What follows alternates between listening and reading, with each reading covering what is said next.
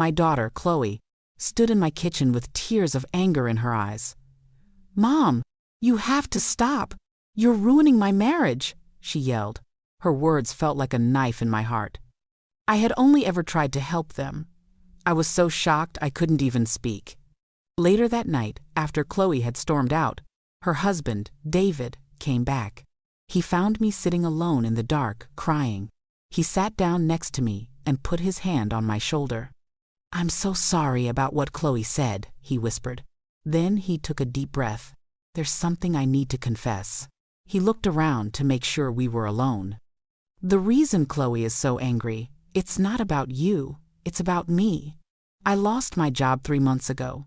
I've been too ashamed to tell anyone. Chloe thinks I've been going to work every day. We're about to lose the house, and she thinks it's your fault for interfering, but it's all my fault." I stared at him, my tears drying up. I was filled with a mix of pity and shock. My daughter was blaming me for her problems, while her husband was living a huge, secret lie.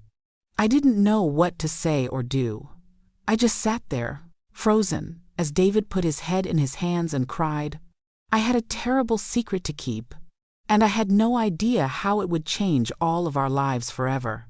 I love connecting with all of you from around the world. If you're listening to my story right now, please tell me what time it is and which country you're in. It means so much to me. My name is Carol. I am 58 years old, and my whole world is my family. After my husband, James, passed away 5 years ago, my daughter, Chloe, became my best friend. We talked every single day. When she married David, I was so happy. He was a kind, hard-working man, and he made my daughter smile. I thought they were the perfect couple. I wanted to help them start their life together, so I gave them money for a down payment on their first house. I babysat my grandson, Liam, whenever they needed. I thought I was being a good mother and grandmother. I thought I was helping. But about 6 months ago, things started to change. Chloe became distant. She would get angry with me over small things. If I bought Liam a toy, she would say I was spoiling him. If I offered to help clean their house, she would say I was criticizing her. I felt like I couldn't do anything right. The big fights started about money. Chloe began saying that the help I gave them with the house down payment made them feel like they owed me. She said my generosity came with strings attached. I was heartbroken. I never meant to make them feel that way. I was just trying to be kind. Then, the real trouble began. Chloe called me one afternoon, sobbing. "Mom, we're drowning. Our mortgage payment went up, and we can't afford our car payment. David's bonus didn't come through. We need to borrow $5,000, or we're going to lose the car." Of course, I said yes. What mother wouldn't? I transferred the money the same day. I was happy to help, but a month later, they asked for more money, this time for a home repair. Then another time for a big medical bill for Liam. Each time, I gave it to them. My own savings were starting to get low, but I couldn't say no to my family. I started to worry. David had a very good job as a project manager. Why were they having so much trouble? I asked Chloe gently if everything was okay between her and David. I asked if David was having problems at work. This made her furious. "This is exactly what I'm talking about, Mom," she had shouted. "You don't think we can handle our own lives. You think you need to control everything." I was so confused and hurt. I was only asking because I cared. I decided to pull back. I stopped offering help. I stopped giving advice, but it was too late. The damage was done. Chloe thought I was judging them. She thought I was trying to control their marriage. That brings us to tonight. They had come over for a family dinner. Everything was fine until I mentioned that I had seen a beautiful new playground being built near their house. I said, maybe I could take Liam there next week. Chloe had slammed her fork down. "See? You're already making plans for my son without even asking me. You just assume you can do whatever you want." The fight exploded from there, right at the dinner table. It ended with her screaming those terrible words, "You're ruining my marriage," before running out of the house, leaving little Liam crying. and David looking completely helpless. Now I knew the truth. David didn't have a job. All the money I had given them was gone because they had no real income. Chloe was taking all her stress and fear out on me. And David had just entrusted me with his huge, terrible secret. I felt a heavy weight on my shoulders. What should I do? Should I tell Chloe the truth? But David begged me not to. He said he would find a job soon and fix everything. Should I keep giving them money to keep them afloat, even though my own savings were almost gone? I was trapped. I decided to give David 1 week. 1 week to tell Chloe the truth himself. I prayed he would be brave enough. I went to bed that night with a sick feeling in my stomach. I was lying to my own daughter to protect her husband. The next morning, my phone rang. It was Chloe. My heart leaped. Maybe she was calling to apologize. Maybe David had told her the truth, and everything was going to be okay. I answered the phone. "Chloe, honey." She didn't let me finish. Her voice was cold and sharper than I had ever heard it. "Mom, I've been doing a lot of thinking. David and I need space from you. We think it's best if you don't see Liam for a while." The words knocked the air out of my lungs. She was taking my grandson away from me. Before I could even respond, she delivered the final blow. "And we need you to sign over the deed to our house. Put it fully in our names. We can't have you holding that over our heads anymore. It's the only way our marriage will survive." I almost dropped the phone. "Chloe, what are you saying? The house is in my name because I gave you the down payment. It's to protect my investment." I stammered, my heart pounding. "And not see Liam? He's my grandson." "It's not an investment, Mom, it's a leash," she cried, her voice cracking with anger. "And you've used it to control us for years. Sign over the deed, or you'll never see any of us again. This is your final warning." The line went dead. I stood in my quiet kitchen, shaking. She was using my own grandson as a weapon. She was demanding I give away the biggest financial gift of my life. And all of it was based on a lie that her own husband was too scared to tell. I felt a fire ignite inside me. It wasn't anger at Chloe. It was a fierce, protective love for her and Liam. She was drowning, and she was pushing away the one person trying to throw her a lifeline. David's lie was poisoning everything. I had to talk to David. I couldn't wait a week. I called him, but it went straight to voicemail.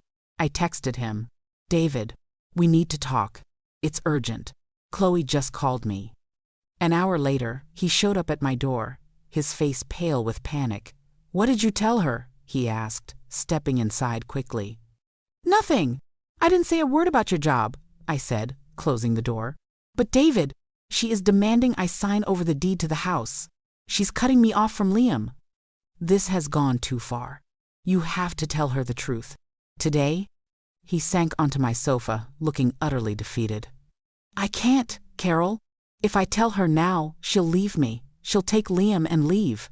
I just need a little more time. I have a final interview for a great job on Friday.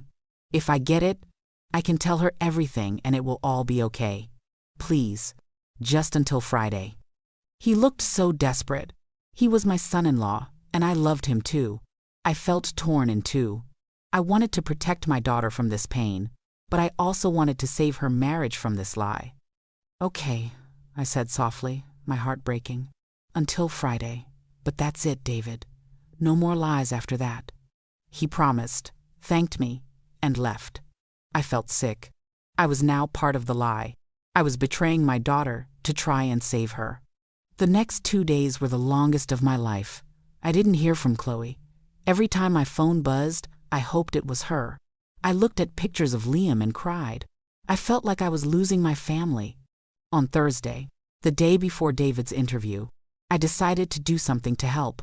I couldn't give them more money, but I could make sure they were okay. I drove to their house in the middle of the day, when I knew Chloe would be at her part-time job and David would be, well, wherever he went all day. I just wanted to see the house, maybe leave a little gift for Liam on the porch. But as I pulled up, I saw David's car in the driveway. That was strange. Was he home? I parked down the street and watched. A few minutes later, the garage door opened. David came out, but he wasn't alone. A young woman, pretty and blonde, was with him. She was laughing. David leaned in and kissed her. It wasn't a friendly kiss.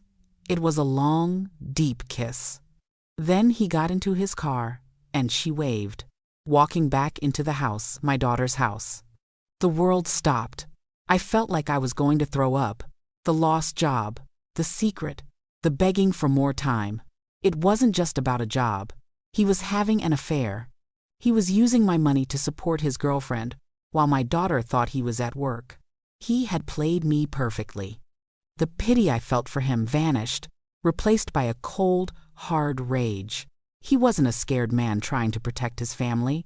He was a liar and a cheat who was destroying my daughter. I drove home, my hands gripping the steering wheel so tight my knuckles were white. I had the power to destroy him. I had all the information. I could call Chloe right now and tell her everything. But I stopped myself. If I told her now, in anger, it would be like setting off a bomb. She would be devastated. She might not even believe me. She would think I was making it up to break them up, just like she always accused me of. No, I had to be smarter. I had to be calmer. I needed proof. I needed to make sure that when David fell, he couldn't drag my daughter down with him. I had a new plan. It was dangerous, and it meant I had to keep pretending a little while longer. I had to go to my daughter's house the next day and act normal. I had to look the man who betrayed my family in the eye and not scream. Friday arrived. David's big interview day. I called Chloe. She answered after a few rings, her voice cold. "What do you want, Mom?" "I want to see my grandson," I said, forcing my voice to sound sad, not angry. "Please, Chloe, just for an hour. I miss him so much." There was a long silence. Then she sighed. "Fine, 1 hour, but only because Liam has been asking for you." An hour later, I was at their door. My heart was pounding. Chloe opened the door, holding Liam. She didn't smile. She let me in and put Liam down. He ran to me and hugged my legs. I picked him up, holding him tight, fighting back tears. David was there, dressed in a suit for his interview. He looked nervous when he saw me. "Carol, I didn't know you were coming over." "I just wanted to see Liam," I said, giving him a calm smile. Inside, I was picturing him kissing that woman in the garage. We made awkward small talk for a few minutes. Then, David said he had to leave for his interview. He kissed Chloe on the cheek. "Wish me luck," he said. "Good luck, honey," she said, and she actually smiled at him. It broke my heart. As he walked out the door, he looked back at me. Our eyes met for a second. I saw a flicker of fear in his. He knew I had the power to ruin him, but he thought I was still on his side. The moment the door closed, Chloe's smile disappeared. "Your hour starts now," she said coldly. I played with Liam in the living room, but my mind was racing. I needed to find proof of the affair. I needed to see something on his computer or his phone. "Chloe," I said suddenly, "do you have any of those old photo albums? I'd love to look at pictures of Liam when he was a baby." She looked surprised but nodded. "They're in the office. I'll get them." The moment she left the room, I moved. David's laptop was on the kitchen counter. I quickly opened it. It asked for a password. I thought for a second and typed in Liam's birthday. It worked. My hands were shaking. I opened his email. I searched for the woman's name, but I didn't know it. I searched for job interview and found the confirmation email for the interview he was at right now. At least that part was real. Then I saw a folder labeled tax documents. I clicked on it. Inside were not tax documents, but dozens of pictures. Pictures of David and the blonde woman. On vacation, at dinner, in a hotel room. My stomach turned. I heard Chloe's footsteps coming back. I quickly closed the laptop, my heart hammering. I had the proof. I had it. Chloe came back with the photo albums. We spent the next half hour looking at pictures of happy times. while all I could see in my head were the pictures on that computer. The two different lives my son-in-law was living. My hour was almost up. I had what I needed. It was time to go. I hugged Liam goodbye, squeezing him extra tight. I walked to the front door, Chloe following me silently. I turned to her before I left. I looked at my beautiful, angry, betrayed daughter. I wanted to tell her everything right then, but I knew I couldn't. Not yet. "Chloe," I said softly, "no matter what happens, I love you, and I will always be here for you." She just looked at me, her arms crossed. "Goodbye, Mom." I walked out the door. The pictures of David and that woman burned into my mind. I had the proof. Now, I had to decide what to do with it. I had to decide when to destroy my daughter's world to save her. I drove home from Chloe's house, the images from David's laptop flashing in my mind. I felt sick, but I was also clear-headed. I had the proof. Now, I needed a plan. I couldn't just show Chloe the pictures. The shock and betrayal might be too much. She might not believe they were real. She might blame me for snooping. I needed help. I needed someone who knew about these things. I thought of my friend, Brenda, whose daughter had gone through a nasty divorce. Brenda would know what to do. I went straight to her house and told her everything. I showed her the pictures I had taken with my phone of David's computer screen. "Carol, this is serious," Brenda said, her face grim. "You need a lawyer. Right now. Before David realizes you know. He could empty our bank accounts. He could run. You need to protect Chloe and Liam." She was right. I found a lawyer who specialized in family law. Her name was Miss Gibson. I went to her office that same afternoon and showed her the photos and told her about the lost job and the stolen money. Miss Gibson listened carefully. "This is fraud and adultery," she said. "We can use this, but we must be careful. Your daughter is still in the dark, and her husband is a manipulative man. We need to secure her finances before we expose him." She explained that since the house was in my name, it was safe. But Chloe and David had joint bank accounts. David could take all that money at any time. "We need to get your daughter here without her husband," Miss Gibson said. "We need to show her the evidence in a safe, controlled environment. She will need our support." But how could I get Chloe to a lawyer's office? She wouldn't even speak to me. Then, I had an idea. It was risky, but it was the only way. I called David. He answered on the first ring, sounding cheerful. "Carol, hey, I got the job. I start next week. I'm going to tell Chloe tonight. Everything is going to be fine." He was still lying. He thought he had won. "David, that's wonderful," I said, forcing happiness into my voice. "But we have a problem. Chloe came to see me today. She was asking very specific questions about our finances, about the house. I think she's talking to a lawyer. I'm scared." The silence on the other end of the phone was deafening. "What? What did you tell her?" he finally asked, his voice tight with panic. "Nothing. I played dumb. But David, she's suspicious. We need to see a lawyer together, you and me. We need to get our story straight, to protect the house, to protect you. If she tries to divorce you, she could go after the house, and it's in my name. We need to stop her."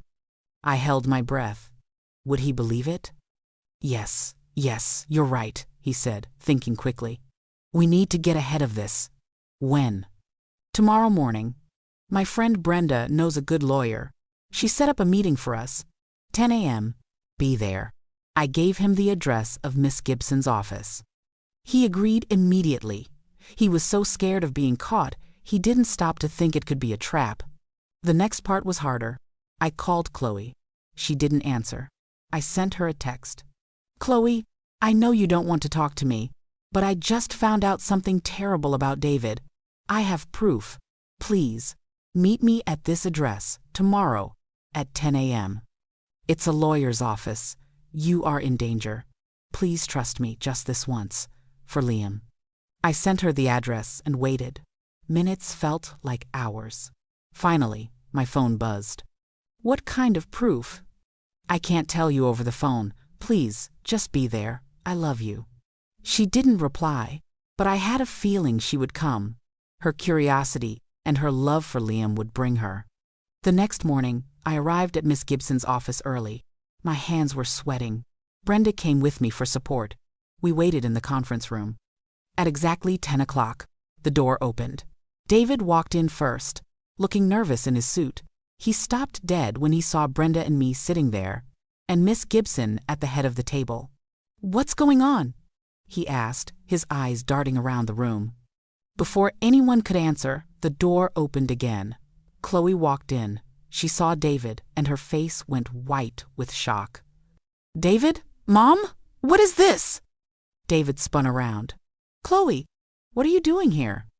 "I asked her to come," I said, standing up. My voice was steady. "It's time for the lies to end, David." He looked from me to Chloe, panic rising in his eyes. "I don't know what she's talking about, honey. She called me, said you were seeing a lawyer, that you were trying to take the house." Chloe looked confused and hurt. "What? No, I'm not.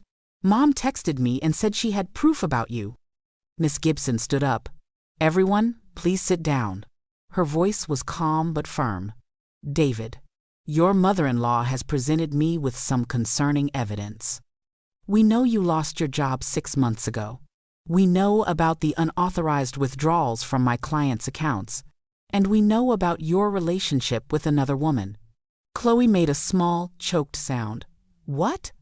David's face crumpled. "She's lying. She's making it up because she's jealous of our family." I didn't say a word. I just picked up the remote for the television in the conference room. I pressed a button, and the screen lit up with the pictures from David's computer. There he was, kissing the blonde woman. There they were on a beach. There they were in a hotel room. Chloe stared at the screen, her hand over her mouth. Her whole body started to shake. She looked at David, her eyes filled with a pain I never want to see again. "Is it true?" she whispered. "Did you lose your job? Is that where all the money went? And her?" David looked at the pictures, then at Chloe's shattered face. All the fight went out of him. He slumped into a chair and put his head in his hands. He didn't need to say anything. His silence was his confession. Chloe let out a sob that seemed to come from the very depths of her soul. She turned away from him, her shoulders shaking. Then she turned to me, her eyes blazing through her tears. "And you?" she cried, her voice trembling with a new kind of anger. "You knew? You knew all of this and you didn't tell me?" Chloe's words hit me harder than I expected. She wasn't looking at David, the man who had betrayed her. She was looking at me, her mother, with pure, hot anger. "You knew," she repeated, her voice shaking. "You let me blame you. You let me scream at you. You let me think I was going crazy. And you knew it was him all along." I reached for her. "Chloe, I was trying to protect you. He begged me for time. I was trying to save your marriage." "My marriage?" she laughed, a harsh, broken sound. "You were helping him lie to me. You were on his side." She backed away from both of us, looking trapped. David was a cheater and a liar, and I was his accomplice. Miss Gibson stepped in. "Chloe, your mother came to me to protect you. David has been financially abusing her and, by extension, you. He has no job, no income, and has been using your mother's money to fund his affair. We need to focus on securing your immediate future." The word affair seemed to snap Chloe back to reality. She turned her gaze to David, who was still sitting with his head in his hands. "Get out," she said, her voice low and dangerous. David looked up, startled. "Chloe, please." "Get out," she screamed, pointing at the door. "I don't want to see you. I don't want to hear you. Get out of this office and get out of my house." Trembling, David stood up. He looked at me, a flash of hatred in his eyes, then back at his wife. He had nothing left to say. He walked out of the conference room, and the door clicked shut behind him. The room was silent except for Chloe's ragged breathing. She wrapped her arms around herself, looking small and lost. The anger was gone, replaced by a devastation that made my heart ache. Miss Gibson gently guided Chloe into a chair. "Chloe, listen to me. The house is in your mother's name. That means David cannot force a sale. It is a safe asset. But you and David have joint bank accounts. We need to move quickly. We need to freeze those accounts before he drains them." Chloe just nodded, staring blankly at the table. Miss Gibson helped her make the necessary calls to the bank, putting a temporary freeze on all their joint assets due to suspected fraud. For the next week, Chloe and Liam stayed with me. It was a quiet, sad time. Chloe moved through the house like a ghost.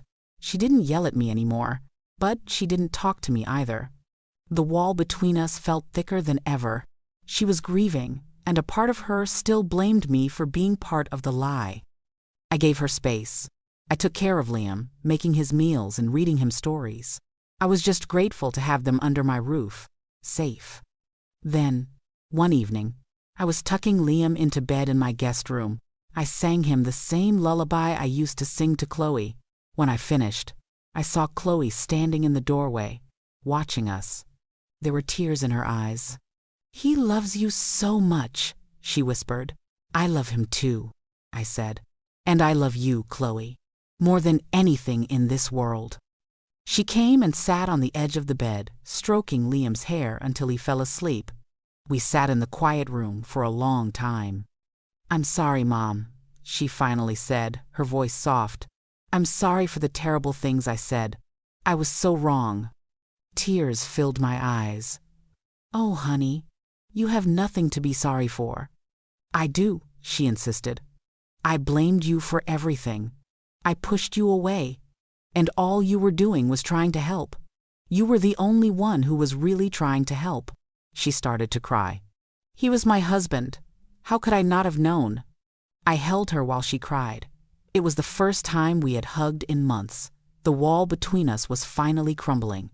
Over the next few days, we started to talk. Really talk. We made a plan with Miss Gibson to file for divorce. We would fight for full custody of Liam. We were a team again, stronger than before. But David wasn't just going to disappear. A few days later, I was alone in the house. Chloe had taken Liam to the park. The doorbell rang. I looked through the peephole and my blood ran cold. It was David.